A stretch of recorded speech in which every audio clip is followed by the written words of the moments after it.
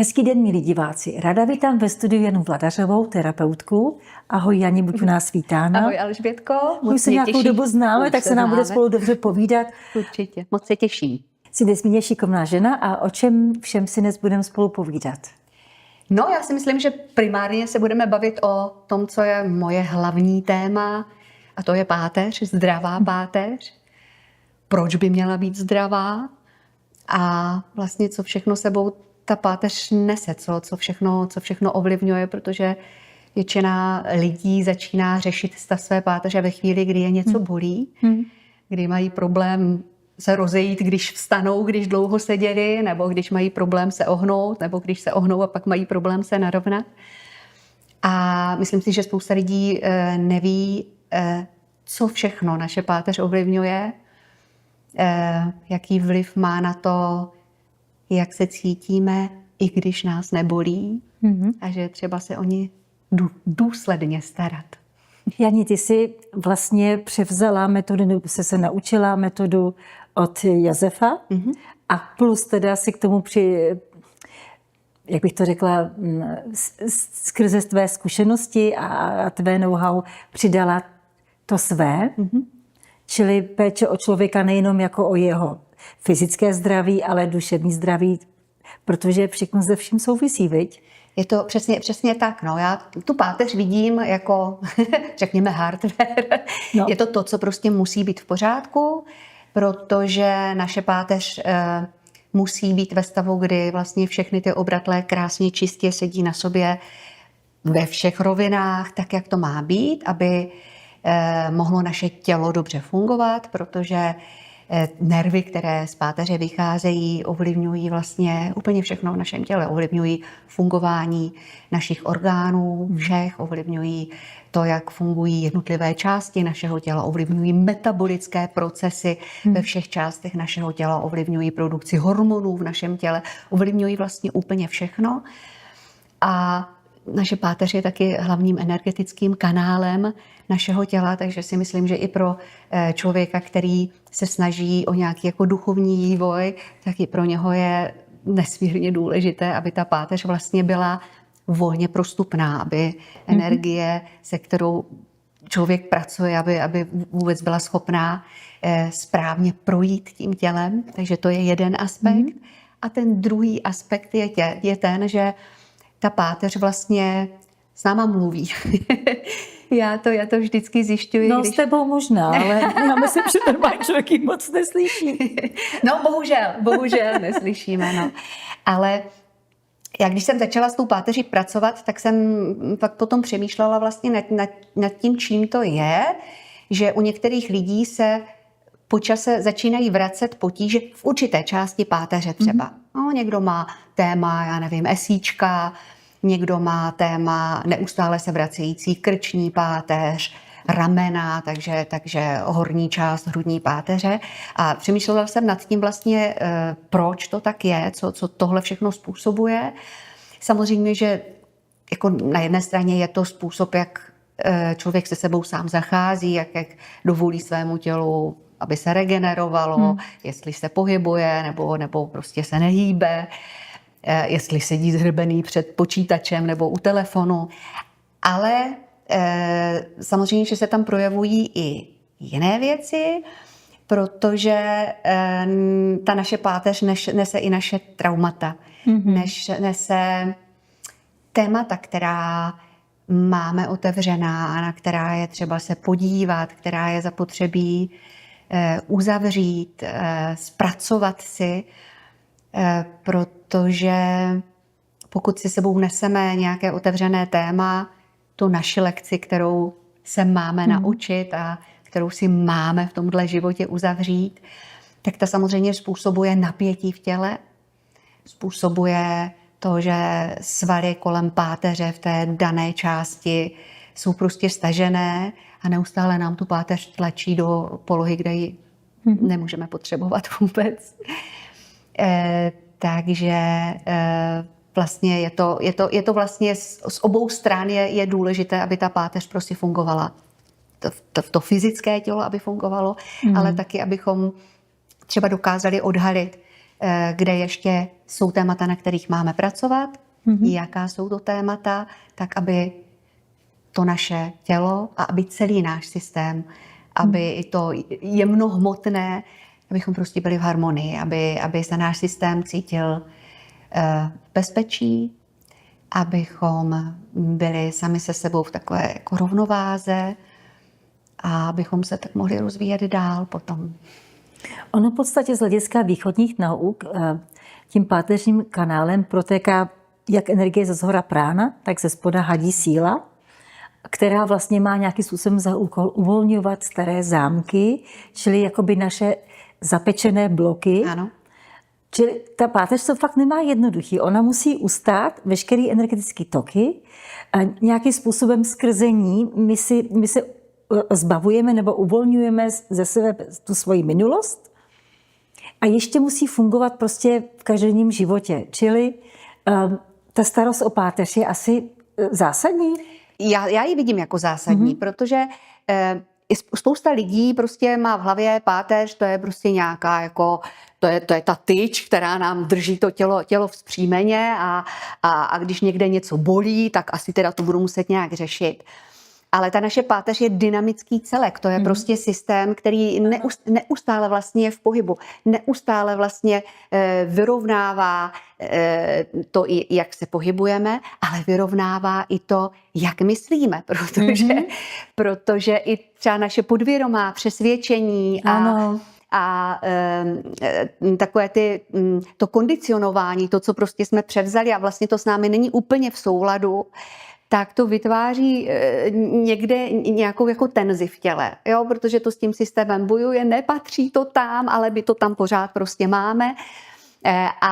A ta páteř na to samozřejmě prostě neustále dynamicky reaguje. Takže s tímhle je určitě zapotřebí pracovat a ať se na to podívám z které strany, tak si myslím, že člověk, pokud chce být za A zdravý, to jsme mluvili o tom prostě zásobení těch orgánů a o tom, co ty spinální nervy vlastně všechno ovlivňují, pokud chce být člověk zdravý, ale taky pokud se chce někam dál vyvíjet, tak z obou úhlů pohledu je zapotřebí prostě se o tu páteř dobře starat.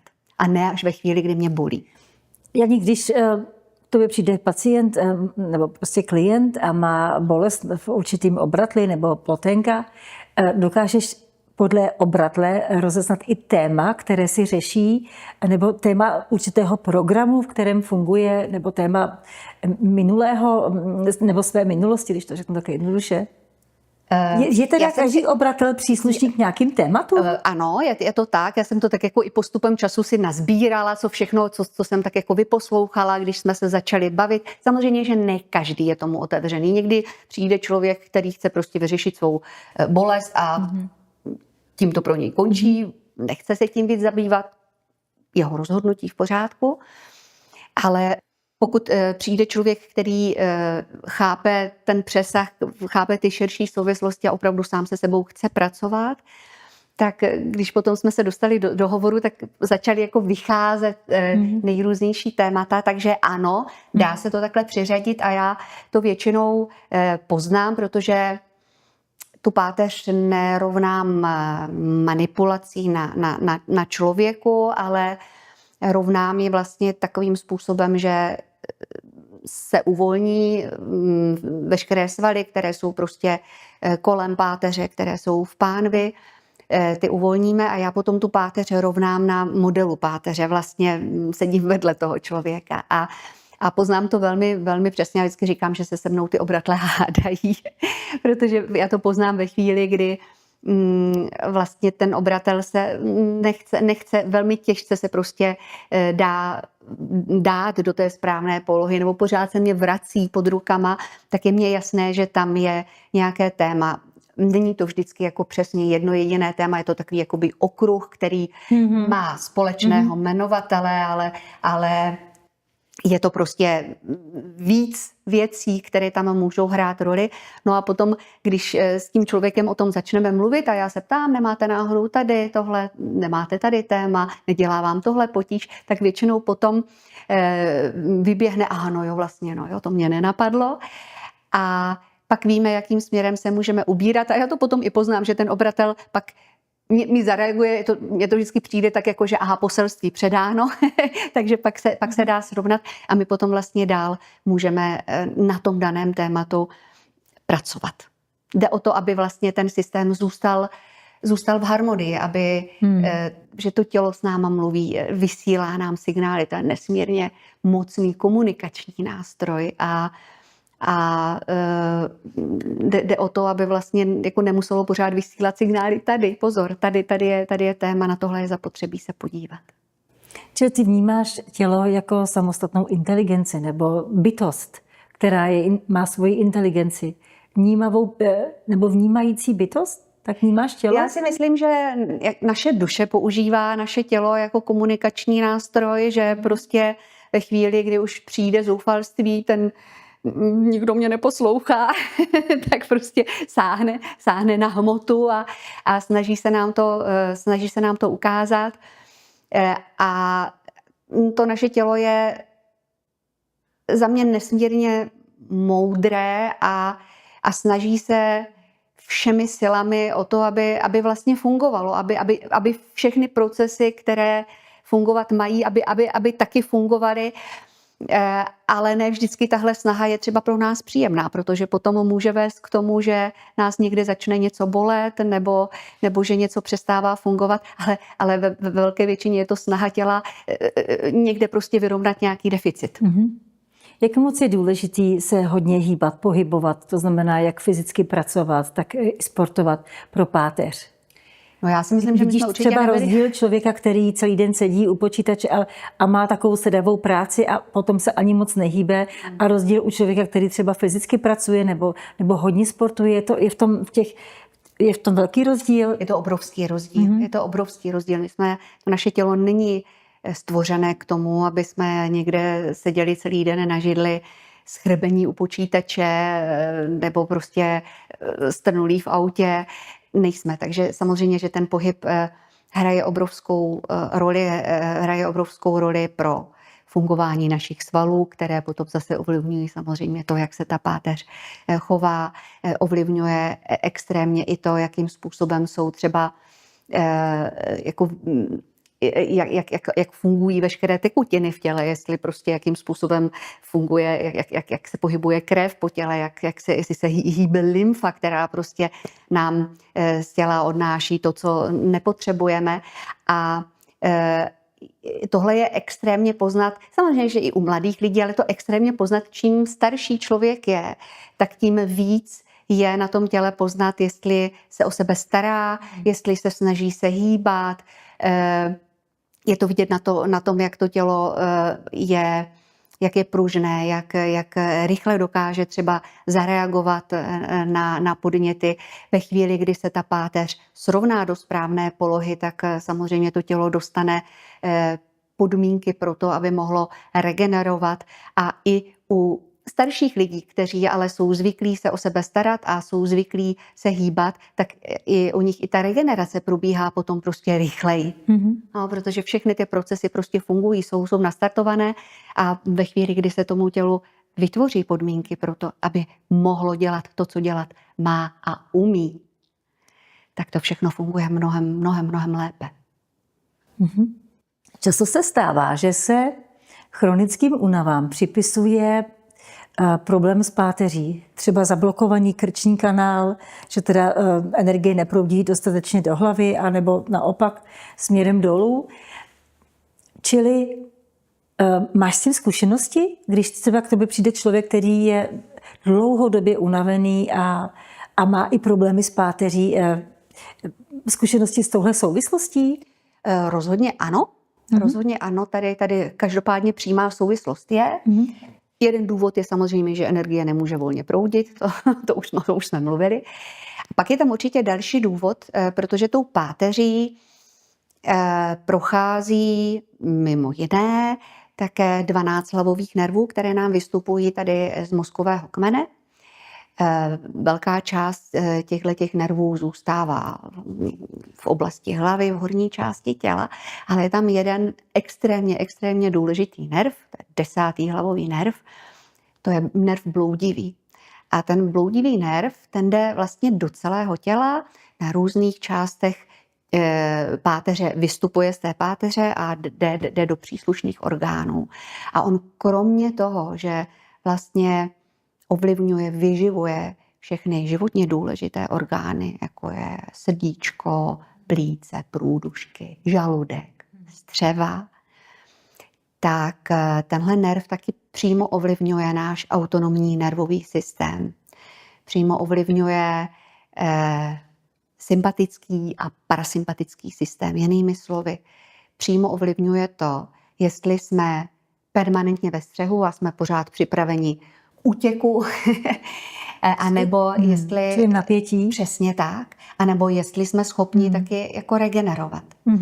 A pokud ten náš bloudivý nerv nemá šanci správně fungovat díky nesprávnému postavení páteře, tak kromě toho, že ty orgány, které vyživuje, jsou prostě znevýhodněné a nebudou 100% fungovat. A někdy je to i tak, že třeba přijde člověk a říká, já mám problémy se žaludkem, byl jsem u lékaře a oni mě řekli, že je všechno v pořádku a já to stejně cítím, stejně prostě mě to nefunguje dobře. A to už je vlastně takový předstupeň, kdy je tam už energetická nerovnováha v tom orgánu. Těmi běžnými lékařskými metodami zatím vlastně není možné nic zjistit, ale citlivý člověk už to vnímá, že to nefunguje úplně správně. Tak jako to je jeden faktor, ale druhý faktor je ten, že lidi říkají, třeba já se ráno probudím a vlastně jsem pořád jako unavený. Jsem unavený víc nebo míň, ale vlastně pořád.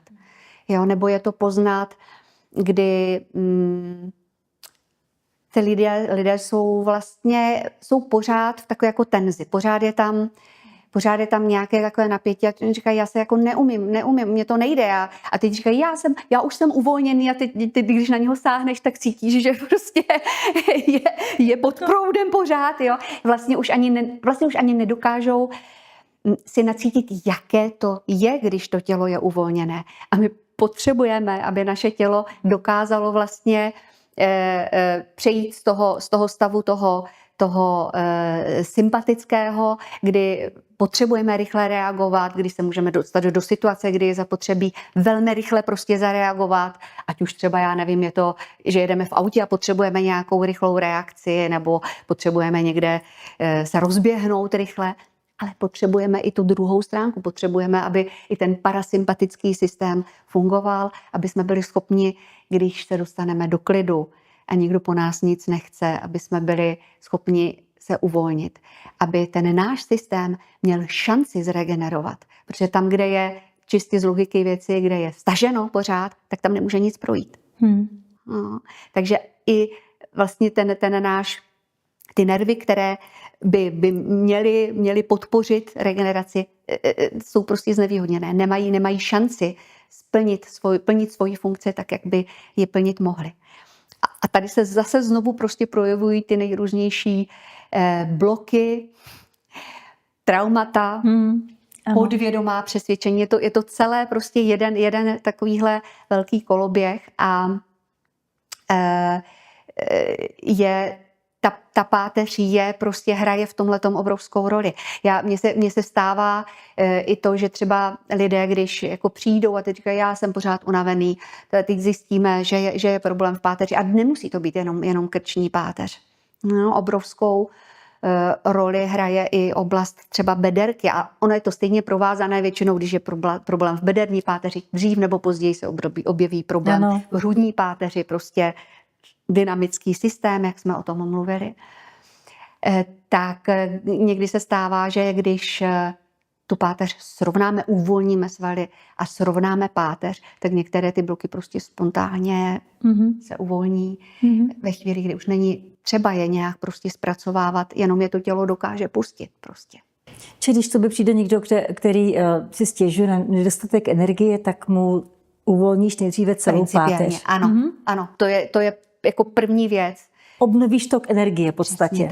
Přesně tak. No já neobnovuju nic, no prostě pomůžeme tělu, aby mohlo obnovit to, co má normálně přirozeně fungovat. Já nedělám nic jiného, než jenom pomůžu. Prostě jenom pomůžu. A někdy je nutné fakt jako sáhnout na ten hardware a opravdu to prostě narovnat, pomoct, aby se potom mohly harmonizovat všechny ostatní procesy.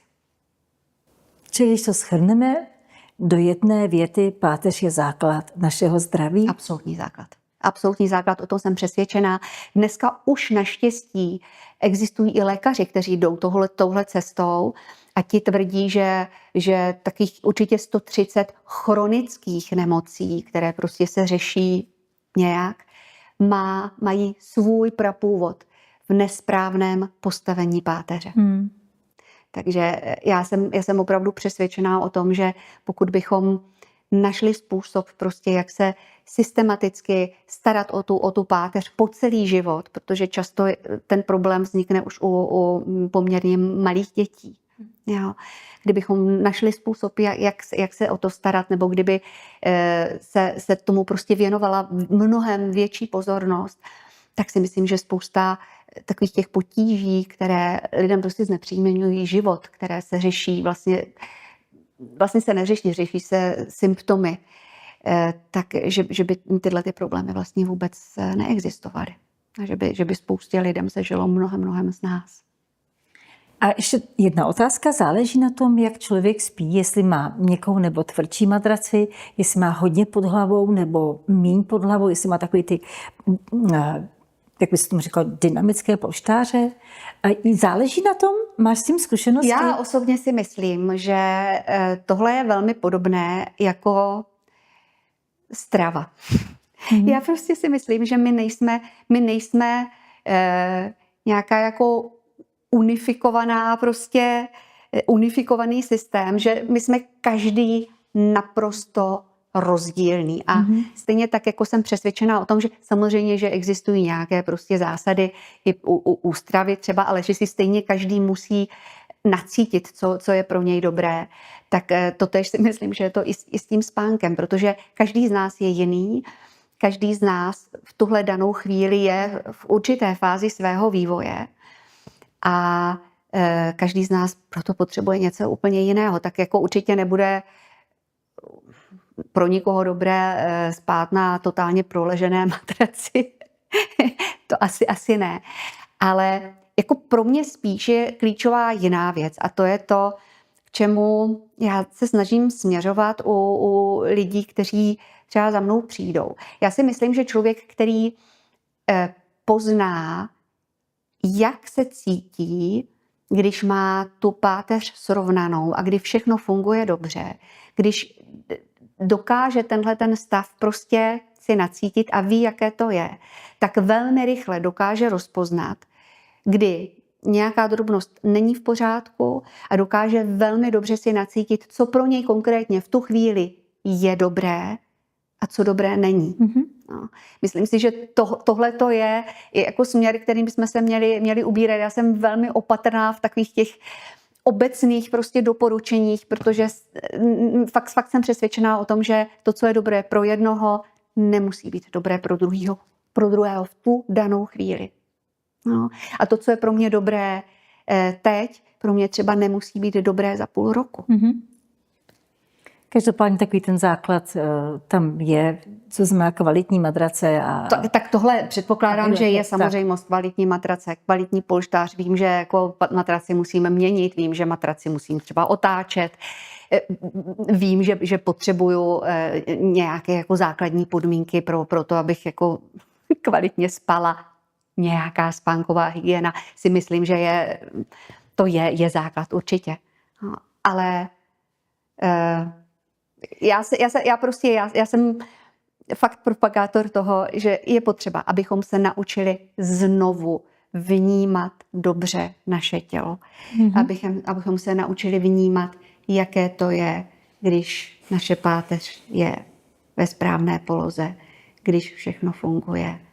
A abych dokázala vlastně reagovat na to, když cítím, že něco není úplně tak, jak by to mělo být. Jako za mě je důležité, aby každý člověk byl soběstačný, aby nemusel chodit k někomu, kdo mu řekne, necítíš se dobře. A on teprve řekne, aha, tak asi ne. Což se stává.